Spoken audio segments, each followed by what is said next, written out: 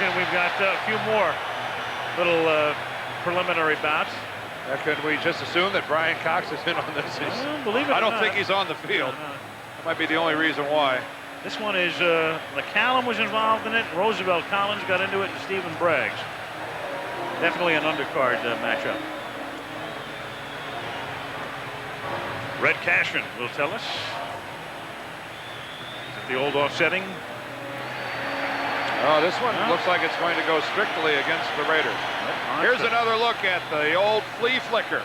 Look at the Marino to Higgs. what he to Marino. puts on this here. Ronnie Lott thought he was going to intercept this football. He's got plenty of time to get over there. He just drilled him with it. Where was the Raider defensive line? I mean, they were just standing there, mesmerized by the ball handling inside. I mean, these guys are just standing there. Still, that was an absolutely perfectly thrown ball. Beautiful camera Right work, in guys. stride. Nice. That's a nice look. First and 10, Los Angeles at the 13. 4.5 to go, third quarter. 17-0 Dolphins.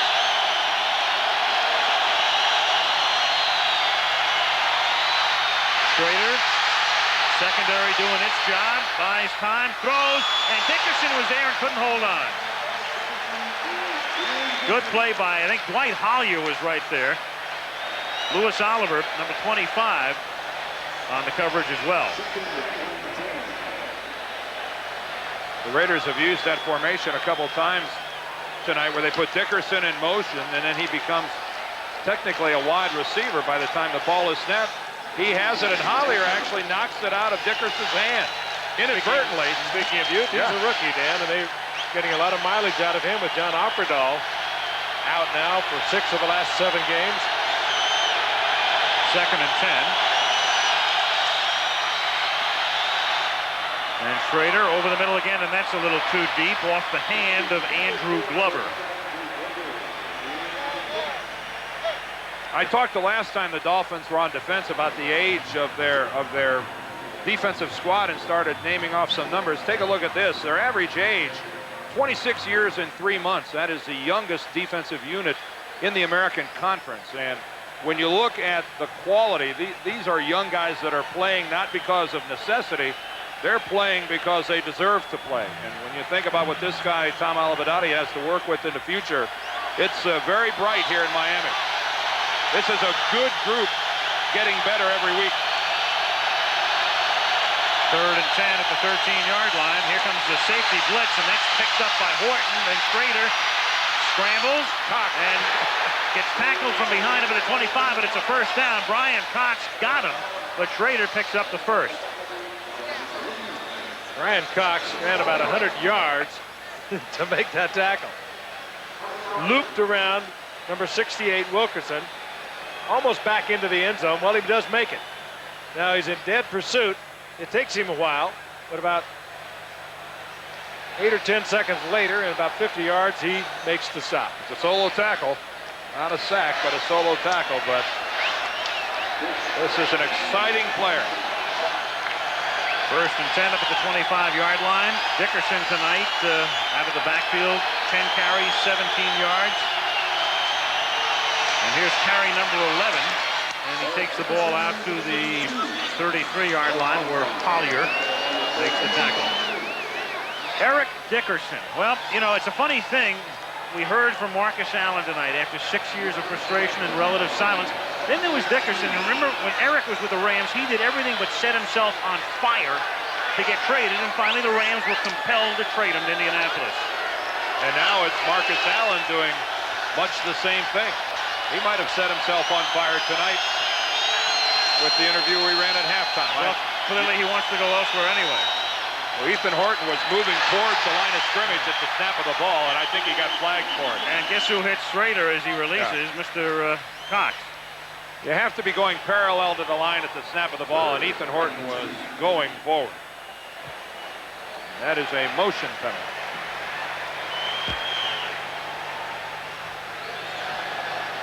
The Raiders, in many ways, have hurt themselves as much as the Dolphins have. Well, the big hurt, of course, tonight with the J.B. Brown. Illegal motion. Number 88 on the offense. 5 yards, Backfield, second down. And they have been doing it all year long. But Schrader goes back, tries to go deep. Brown picks it off, takes it in, and puts the Dolphins up by a quick 7 points. And they've been doing that all season long. And they have not been getting, as you mentioned, Al, the turnover themselves. Well, they're Really uncharacteristic of them. in takeaways, they are dead last in the league. And when you're dead last in the league in takeaways, you're not going to the playoffs very often. And 2nd and 7. There's Dickerson making the catch, and he converts. And thought for a moment we might have a face mask, but he simply got his shirt to Jarvis Williams. Well, Eric Dickerson, it's a funny thing. I mean, here's a guy at the tail end of his career, but he's about the same age as Marcus Allen. In fact, they're both 32. He came in. He's been pretty quiet this year. There was a little frustration on his part early in the year about not carrying the ball that much, but he's very happy to have a job, very happy to be with the Raiders. And, of course, Allen reduced again this year to the 3rd down role. And there's another tremendous talent there at the running back position, Nick Bell, who is seldom seen. 42-yard line. Schrader. And that's incomplete, and Willie Gore was the nearest receiver, and he wasn't that close. 2:01 to go in the 3rd. And there is Nick Bell. He is seldom seen in the first half. He is often seen late in games, but tonight, and there it is, carries by quarter, down 17-0. I think he will be relatively seldom seen tonight as well. He's a good man to bring in there late in the game. He goes about 255 pounds. When you are going up against linebackers a little fatigued from chasing, like Cox, lineman a little tired, 255 pounds could put a major hurting on you. And of all their running backs, the best average. 2nd and 10, and Schrader will air it out for Brown, but 2 Dolphins are back there, and Timmy had no chance. Coverage by Oliver and Vincent.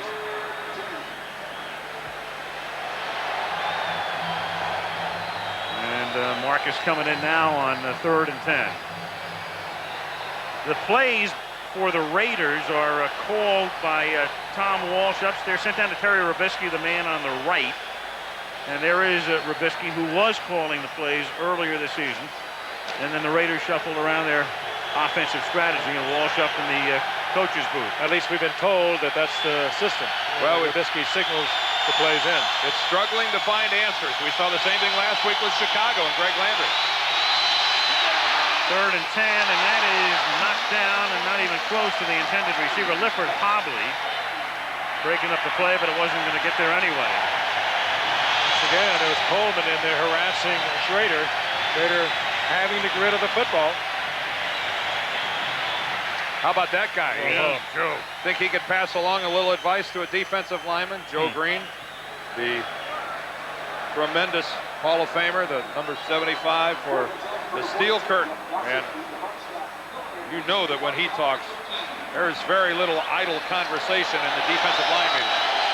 4th and 10, Gotcha with a liner, caught by Miller at the 20. And he brings it back to the 30-yard line. Derek Hoskins makes the tackle.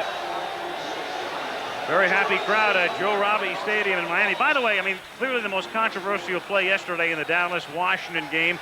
Troy Aikman back to pass with Dallas trying to protect the lead near the end of the game. His arm comes forward. This is ruled, as it turns out, a fumble, subsequently recovered by the Redskins. It turns out to be the difference in the game. The type of play that I would think last year with replay gets overturned, is called an incomplete pass. But yesterday, touchdown Skins, they win the game. Talk about a little bit more in regard to that in a moment as the Dolphins from the 30 start with Higgs. Just to button up one part of that story, I talked to Jerry Seaman today, who's in charge of the officials.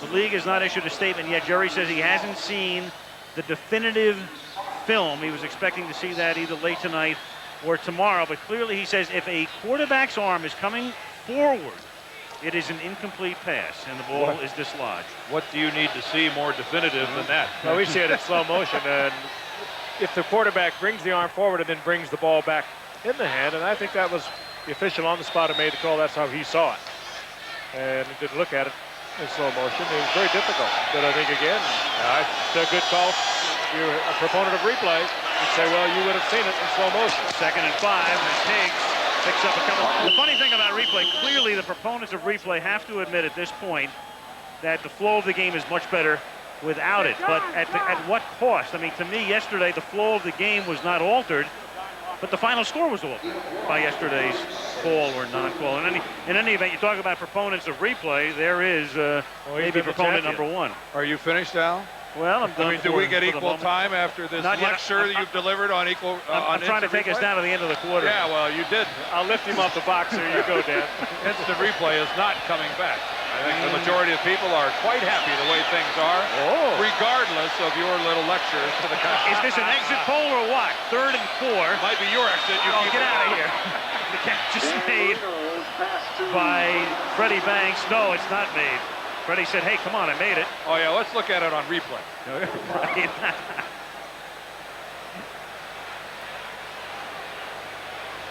Only up on the big screen here. He's looking for it. I think it was interesting that Troy Aikman said, you know, I don't know. He said, I don't know whether I did or didn't. He caught that pass. He sure did. That was a good pass. That was an excellent catch. Well, we don't have replays. Freddie Sorry, Banks. Dan. Freddie Banks, well, we'll give him credit for it. He won't get it on the stat sheet, but we'll give him credit for it here. It was good work by Fred Banks digging it out.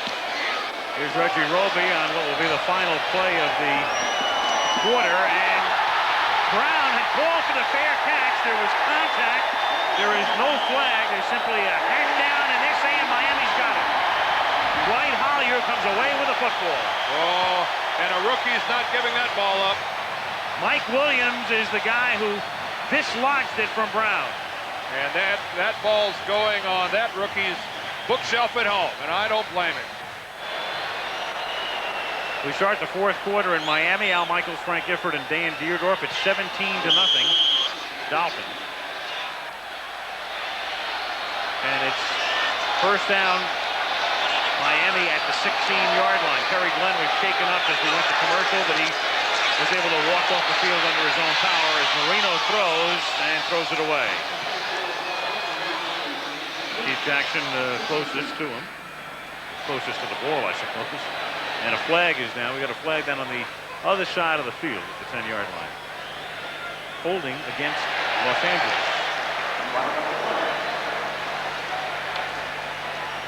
Take a look at the numbers now through the first 45 minutes of holding action.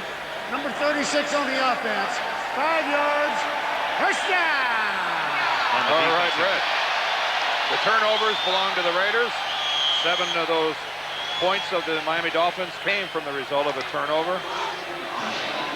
Obviously, that was the interception by J.B. Brown that was run in for a touchdown that got it started. And it's been pretty much an uphill struggle for the Raiders ever since.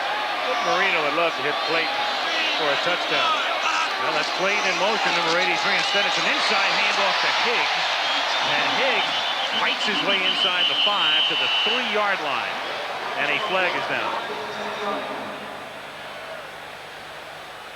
Head linesman throwing it.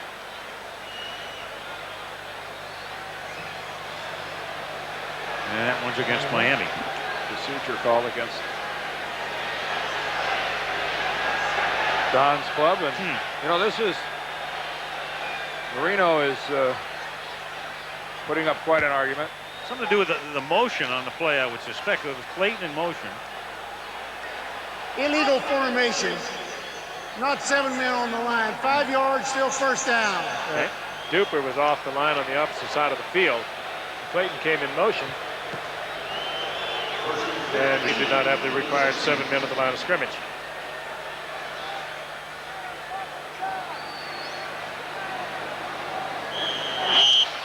Moves it back to the 16-yard line. Again, the Dolphins, if you missed it earlier in terms of the playoff potential, if they can win 2 of their remaining 3 games, including tonight's game, they are in, period. And they still have a chance to win the AFC East, depending on what they do and Buffalo does. Marino on a backside screen, and that's James Saxon seeing his first action of the night, escaping the first man who was the would-be tackler and picking up a couple of yards. Saxon, Plan B player from Kansas City. That's only his 4th attempt of the season. Big man. 237-pounder. 4 receptions and 4 rushes for him this year. The Raider defensive corners are just about as good as you're going to get, and they get that way from a lot of work too, because they play so much man-to-man. You see top of your screen, Lionel Washington, and there he is. So on the other side, there's Terry McDaniel locking up on Clayton and Cooper. Second and 12 at the 13. The fake to Higgs. Moreno throws over the middle. The catch is made by Saxon, who reaches but doesn't quite get to the goal line. But it'll give him a first and goal. He'll have the first down inside the 1. And he takes a mega shot from Ronnie Lott and lives to tell about it.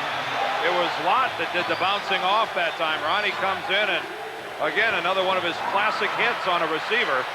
Take a look at how Saxon survives this, Frank. About the size of Saxon, 237 pounds. He put his shoulder down, and he punished Lott that time. Well, how about a dual punishment? Well, you talked about his size, and it served him well right there. First and goal. And Higgs gets thrown back by Ronnie Lott. Boy, isn't it fun to watch him play? I mean, he does attack, doesn't he? Some football player. I mean, he plays the way the game is supposed to be played. Look at him take on Saxon. In fact, that was Saxon that he just bounced off before he made the tackle. A little measure of redemption by Ronnie Lott. 10 times to the Pro Bowl. That's an unbelievable play he just made. Saxon goes about 240. He took him on, knocked him to the side, and made the stop. The bouncer became the bouncee. Second and goal. And Moreno throws, and it's picked off by Anderson. And Eddie Anderson is out past the 20, the 30, cuts it back. He's going to pick up some blocking. They take care of Higgs, who was the last man to have a chance at him. And he goes all the way. Unbelievable. We're going to have a 10-point ball game. Moreno had a couple of passes and perhaps very wisely did not get involved. 102 yards on the interception return.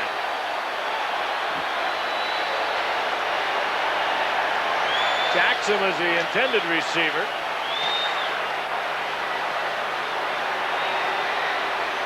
Dan just throws it behind Jackson and right into the arms of Eddie Anderson. Moreno here is going to force him back to the middle of the field. And here comes the key block. Watch the left. Ronnie Lott picks off Mark Higgs. And that's the reason that Eddie Anderson scores a touchdown. Moreno even slowed it down again. Ronnie Lott is all over the field for the Raiders. Mark Higgs was going to make the tackle on Eddie Anderson before the block by Lott. Oh, how many times have you seen a defensive back really set the tone and lift an entire football team? Well, you're watching it tonight. Well, all of a sudden, Jaeger with the extra point.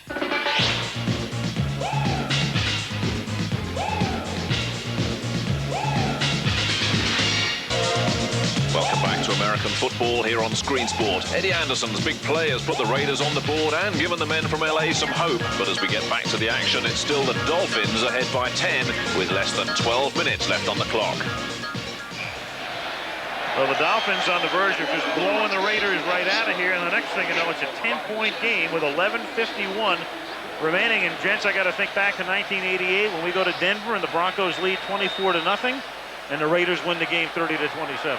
We saw the Raiders lose one like that in Kansas City, where it started with an interception run all the way back for the Chiefs.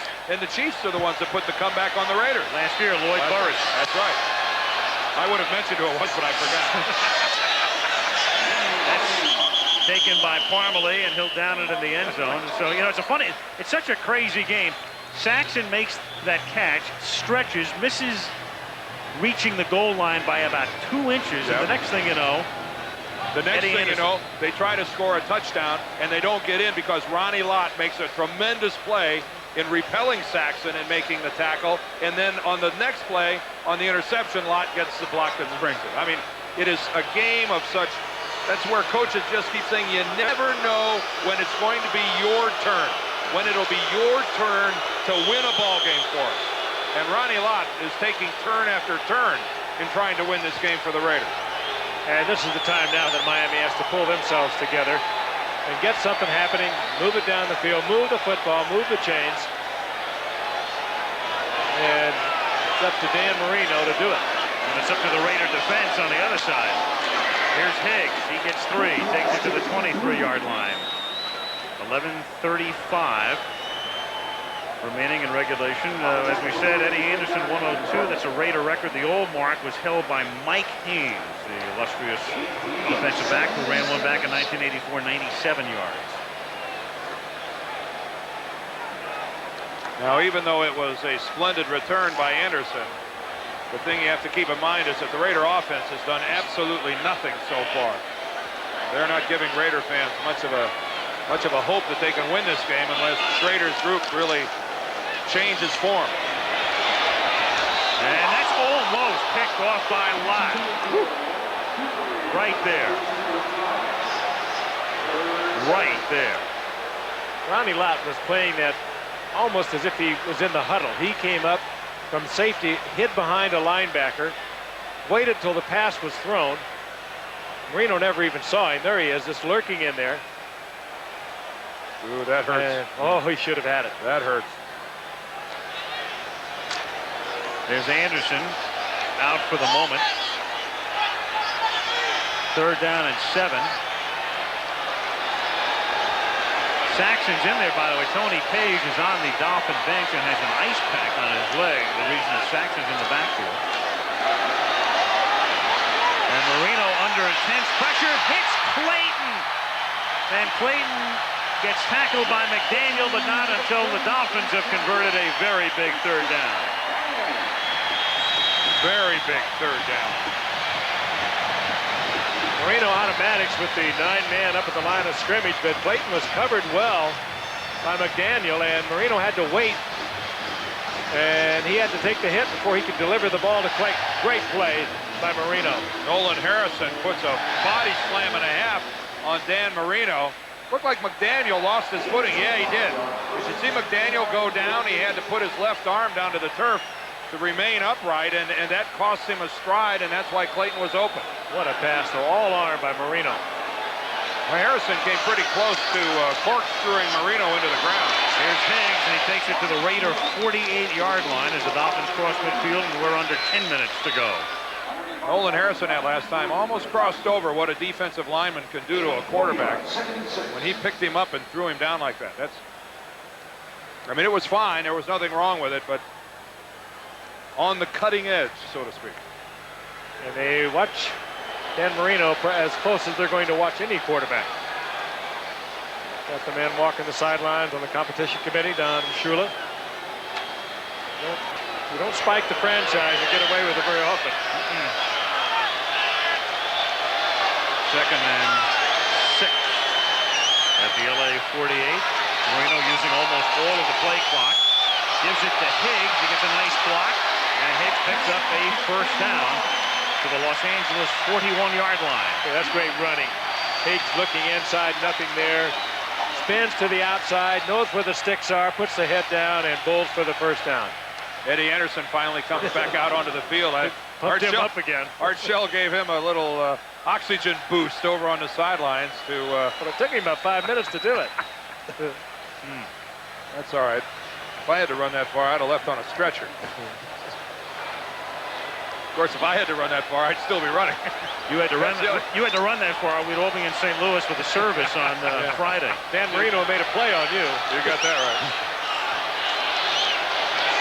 1st and 10 at the 41-yard line. There's another flea flicker again. The last one resulted in a touchdown, but the Raiders smell this one out. There's a flag down, and Marino throws it away. And gets hit anyway. By McLaughlin, the rookie. And they're both a little slow in coming up. Well, Dan's slow to come up because he was pressed about 6 inches into the turf. Lionel Washington, the cornerback, got all tangled up with... They're going to call it against Lionel Washington, I believe. Clayton trying to get deep on the flea flicker. Holding by the defense. Number 48, 5 yards. Touchdown! Now Washington was going to get beat, and he knew it. And he Smart play. Grab the receiver. Well, it's 6 points if you don't. Darn Actually, right. it's Martin, Tony Martin. Watch this. Now, he just grabs him, almost strips the jersey off. It's already been called at this point. I mean, why give up 5 yards and an automatic first down rather than a touchdown? 8:20 to go. 10-point Miami advantage. First down at the 36. This is Bobby Humphrey going next to nowhere, and there is number 42, one Ronnie Lott. Well, I tell you, you could write a book on safety play and defensive back play just by watching Ronnie Lott tonight. I'm just proud to sit here and watch it. This is just splendid. Watch this. He does freelance so much too, but he is such a great student of this game. He works so hard during the week. He knows the frequencies, and you can just sit there and watch him. It's almost as though he's in the huddle. Frank, you can do all those things, which he does, and they don't mean anything if you're not tough. To come flying up Well, that's a at given that with speed, you better be a tough man. Because that hurts. That hurts both people. Humphrey is the tailback, Saxon is the fullback, and there's the play fake. On 2nd and 9, Marino slings it, and there is Clayton again having a big night at the 18-yard line, first down. Oh, he beats one of the best in Terry McDaniel, and Marino times it out beautifully with him. Man for man, tough to do with Mark Clayton, even with Terry McDaniel. Daniel left out there all alone, as so many times the Raiders DBs are. Total man for man. Great move downfield by Clayton, and a break back to the sidelines. Ball is already in the air. No way McDaniel can get back.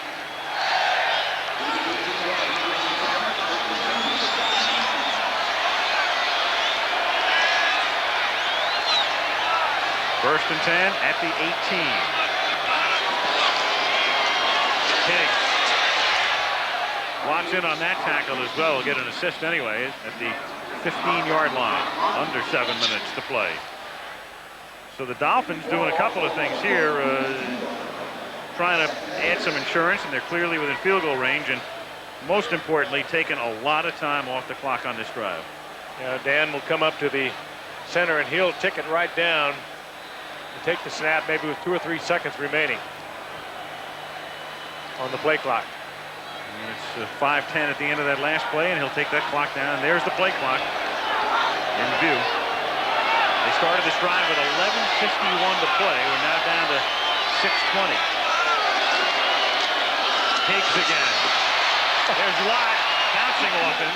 When they both bounce off each other, he takes it to the 10, a little short. That hurt a lot. Yep. What I said last time, it hurts both parties involved, and that one stung Ronnie. But it goes back to what I said. He is a tough man.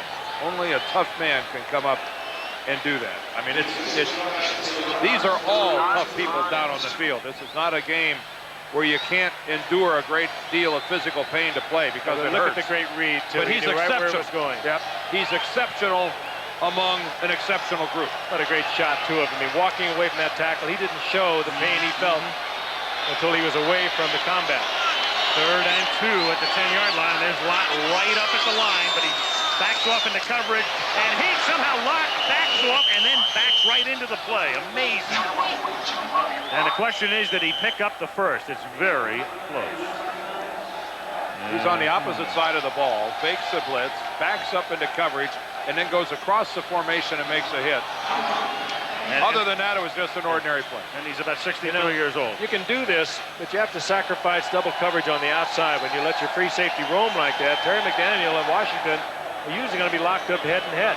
Very important measurement here. A little bit And short. they are short. Now, all right, you're 4th down, that many inches to go, and Julius is go for it. He can kick the field goal and lead by 13, but if they get the touchdown against Davis's Raiders, that's it. But if you're leading by 13, No, you got to kick it. I mean, that's what he's sending the field goal team there. I thought I saw him mouth go for it at first, as if they're supposed to go for it. I mean, by getting a 13-point lead, you're forcing them to score 2 touchdowns to take the lead. And with 5 minutes and 19 seconds left on the clock, that without some sort of a mistake, it doesn't appear likely that the Raider offense is capable of doing that. Not off what we've seen No, tonight. you're exactly right. Not off what we've seen. The ball will be spotted at the 16. It's a 26-yard Stoyanovich kick. Scott Mitchell, who is Marino's backup, to hold. If this is successful, it really minimizes our chances of overtime. They are minimized.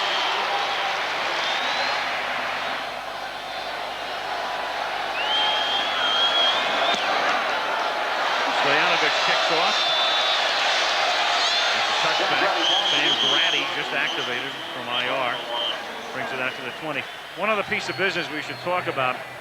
Meeting in Dallas with the league owners and the management council. It's my understanding, gents, that the proposal as presented, at least in the papers and by the media this week, has no chance of going through. That's not to say they even vote on it, but there seemed to be a lot of indication last week that a collective bargaining agreement was imminent. It appears to be not imminent. Imminent's not the word. The talks will be continuing in Dallas, basically is what it is right now. And I mean, it's a possibility of a vote, but the talks really are trying to resolve some of the differences that seem to be still remain. Well, there are a lot of differences. The judge in Minneapolis is waiting to see if the differences are resolved. He's due to rule eventually. Judge Doty. Here's a look at some x-rays. Meanwhile, Vince Evans has come into the game for the Raiders. He's the #2 quarterback. So Evans throws as he comes in off the bench, and that pass is dropped by Ethan Horton. But I understand. I'm sure Vince Evans is a wonderful guy. But Vince Evans is 37 years old. And I guess they're hoping that he could just spark this club here in the waning moments of this ball game. Art Shell's still trying to win at 20-7. 2 touchdowns will do it.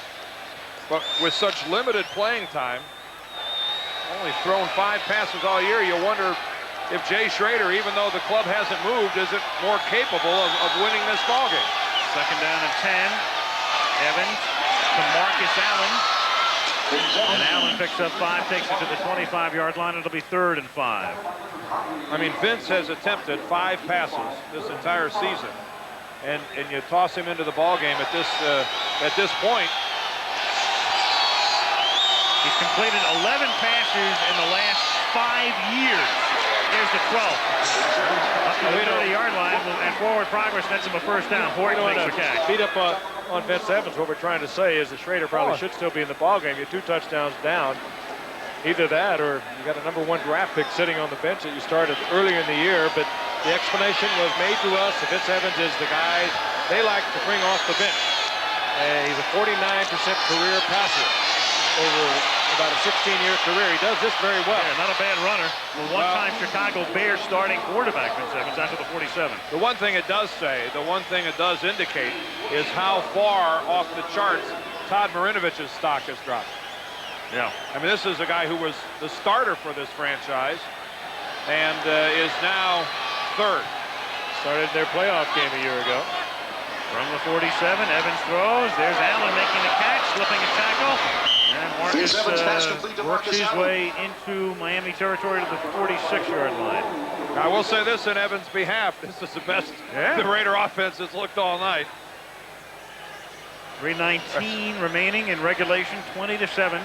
Raider looking on. Miami on top by 13. The other side of that is the Dolphins are falling back in a defense giving the Raiders all these throws underneath. So they're not as contested quite as tightly as they would be in a normal situation. 2nd and 3. And Evans' throw is very low and incomplete as Marcus goes down to attempt to make the catch, argues his case momentarily, but it'll be 3rd down. Take a look at this one again. Marcus almost pulled that in with one hand. And he usually very stoic about it. But this occasion he did complain. Now he did catch the ground. That was a good spot by the official, and that's an even better look by our camera crew.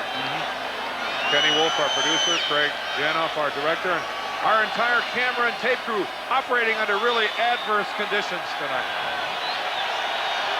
No further comment. 3rd and 3 at the 47. And that's tipped and nearly picked at the 35. Brian Cox naturally is Brian, don't call me Wally Cox after tonight, batting it, and it's incomplete. Call him sir after what we've seen tonight. The adverse conditions, for those of you wondering, the crew had their annual Christmas party last night, and a great many of them, I'm sure, woke up with a partly cloudy day here in Miami, when in reality it was sunny. A lot of sunglasses around the compound. There was a lot of talent discovered last night. A lot of sunglasses. 4th and 3. As the Raiders try to keep it going, obviously they have to go for it. They're down by 13. And Evans gets hit by, of course, Cox. That's a The ball is fumble. loose. The Raiders, even if they recover, it doesn't mean anything unless they can advance it to what would be a first down. And that's the end of the play. Ethan Horton just tried to throw the ball forward, hoping for the best. They'll bring it back. And that play ended the Raiders' challenge. So Art Shell's team effectively drop out of the playoff picture, while Don Shula's Dolphins remain on course for the postseason. Time now to check out the rest of the results from Week 15 in the NFL.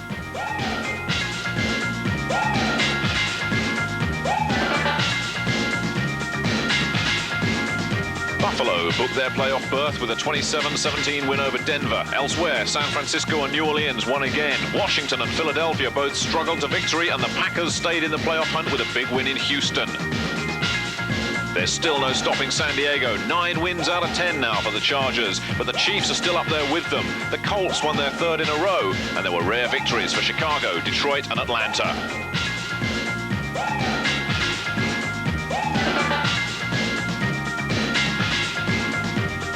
There's confirmation of Buffalo's playoff place. The Dolphins should join them, and even the Colts are now entertaining wildcard hopes from the AFC East.